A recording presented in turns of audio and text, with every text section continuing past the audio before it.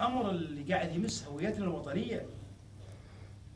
ياسر الحبيب تسحبون جنسيته، فلان يأيدون فئه معينه تسحب جنسيه ابو غيث يأيدون. لا، الكلام هذا مو صحيح. ياسر ابو غيث، ياسر الحبيب، سين صاد، اي طرف طبق عليه القانون الجزائي. خاين طبق عليه اعدام، سجن، لكن لا يتلاعبون في هويتنا.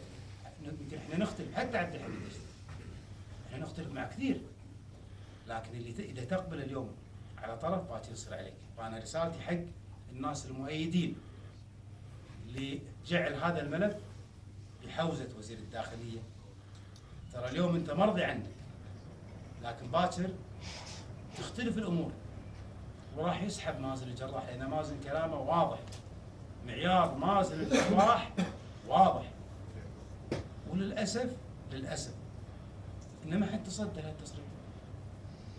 كان عندنا مجلس امه يفترض ما حد تصدى لهالتصريح، والان يفترض ان يتصدون لتصريح مازن السابق. ان اليوم مسؤول في الدوله يقول احنا ترى مقياسنا اللي يمشي زين ما نتعرض له، لكن اللي ما يمشي زين ترى نفتح ملف. المعيار واضح، ما هو معيار ان الدوله تلاحق المزورين والمزدوجين، لا، الدوله تلاحق الخصوم السياسيه.